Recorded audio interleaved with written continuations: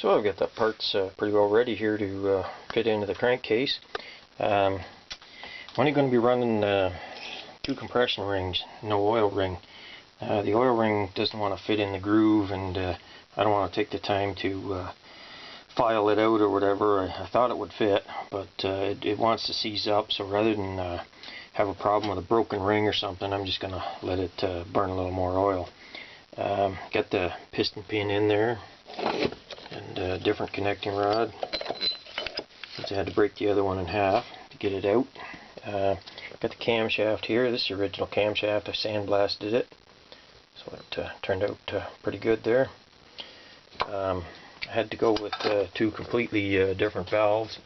I've got them in there, lapped them, and got using 2 different tappets also. The other ones originals probably would have worked, but just quicker to put them in. You can see my JB weld spot there in the cylinder where the piston pin sat, and it oxidized. Actually, all of the dark spots in the cylinder there are where the JB weld is. It shows up a lot better with oil in the cylinder. Just getting ready to drop the piston in there, and got to put my ring compressor on and all that fun stuff. Assemble the crankcase. One change I'm making, at this time I'm not going with the original crankcase cover, just due to time. Trying to fight daylight for a run during the daylight, and on it, this isn't it here, but the bottom bearing's a little out of alignment. Bushing is out of alignment, so I would have to spend time filing it basically.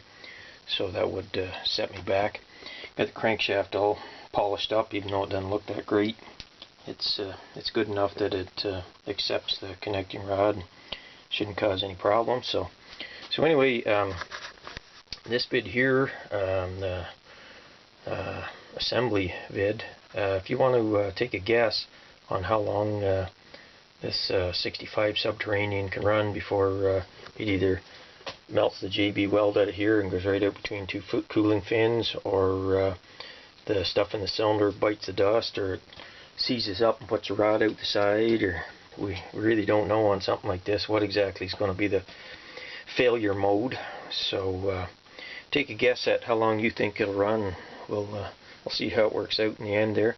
I'll make a second part to this vid here when I have some more assembly done, but then the next complete video will be when I take it out and run it. So got it all assembled there. Got the tab locks bent down on the conrod bolts there. Just about forgot to do that. Had the camshaft installed, I had to tear it back out, bend them over. So one thing I do like is the newer connecting rod bolts don't have the lock tabs, so little lock washers or whatever, but that way you can't forget them. So it's about ready to put a cover on. I have a little alignment problem or something here, so I can't have both dowels out. I can only have the one dowel. So it's possible that the engine block got partially kind of squashed a little bit from the 4 or 5 tons it took to press the piston out, as well as being pried on with pry bars and other things. So some type of a little misalignment problem there, but anyway, ready to slap a crankcase cover on it there. So you can see that she turns over easily. It's opening valves up there, it's a little bit tight, but piston rings don't seem to mind going past the JB weld in the cylinder there, so that's a good thing. So we're all ready to button her up there. So take your guess at how long it'll run. So I got the 65 assembled here. It's pretty much ready to roll. To spark to it and everything. Now, one thing I want to point out, other than the fact it's going to be loud because I'm not putting a muffler on it, I'm not running the original carburetor or gas tank, and my reason for that is if this thing like puts a rod out the side, I don't want my only original 65 gas tank getting a hole punched in it. So I made a adapter bracket here, since the mount hole on these old lads is at the back and the new ones are at the front.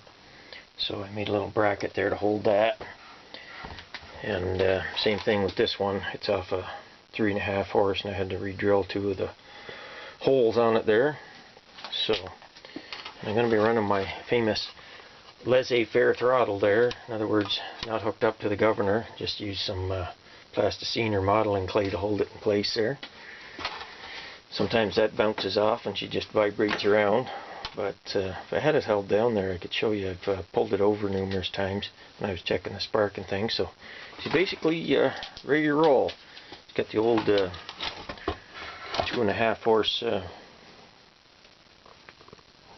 Seem to want to show up very well. It says 2.5 horse Briggs and Stratton on it anyways. Off of my other 1965. So place your bet.